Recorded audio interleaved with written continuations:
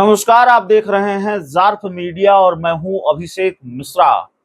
7 मई को तीसरे चरण की वोटिंग होनी है। 7 मई को तीसरे चरण के चुनाव के तहत बिहार में भी 5 लोकसभा सीटों पर वोटिंग होनी है। खगड़िया, अररिया, सुपौल, मधेपुरा और झंझारपुर, इन 5 लोकसभा सीटों पर वोटिंग होनी है। 5 लोकसभा सीटों के लिए वोट डाले जाने हैं। लेकिन जिन इन 5 लोकसभा सीटों के लिए एक तरफ 7 मई को वोट डाले जा रहे होंगे, तो दूसरी तरफ नीतीश कुमार, राबड़ी देवी सहित कई नेता शपथ ले रहे होंगे। इनका शपथ ग्रहण होगा। अब सवाल है कि लोकसभा चुनाव के नतीजे से पहले किस बात का शपथ ग्रहण, चुनाव के दौरान किस बात का शपथ ग्रहण, वो भी हम आपको बताने जा रहे हैं। दरअसल जो जानकारी निकलकर सामने आ रही है, बिहार विधान परिषद के चुनाव में कुल 11 प्रत्याशियों के निर्विरोध चुने जाने की घोषणा कुछ दिन पहले ही कर दी गई थी।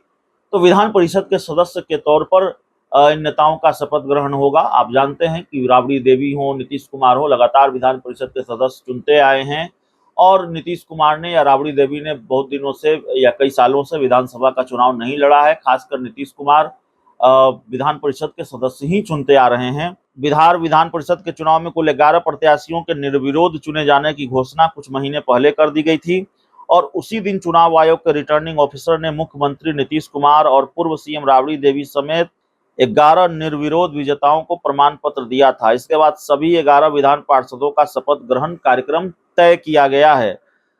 दरअसल लोकसभा का चुनाव चल रहा है और 7 चरणों में मतदान होना है। 2 चरणों का मतदान हो चुका है और तीसरे चरण का मतदान आगामी 7 मई को होना है।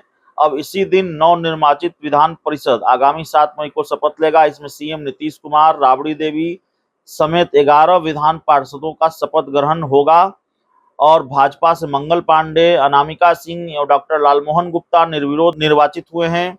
जेडीयू से नीतीश कुमार, खालिद अनवर, हम की ओर से संतोष सुमन विजयी घोषित किए गए हैं। इसके अलावा विपक्ष की तरफ से राजद से अब्दुल बारी सिद्दीकी, डॉक्टर उर्मिला ठाकुर, सैयद फैसल अली और माले से शशि यादव विधान परिषद के सदस्य चुने गए हैं। तो ये सारे लोग शपथ लेंगे 7 मई के दिन, जिस दिन तीसरे चरण की वोटिंग हो रही होगी। तो एक तरफ लोकसभा चुनाव के तहत तीसरे चरण की वोटिंग हो रही होगी और दूसरी तरफ कई नेता विधान परिषद के सदस्य के तौर पर शपथ ले रहे होंगे। तो ये बड़ी जानकारी निकल कर सामने आ रही है बिहार के राजनीतिक गलियारों से। इस पूरी रिपोर्ट में इतना ही। बहुत बहुत धन्यवाद।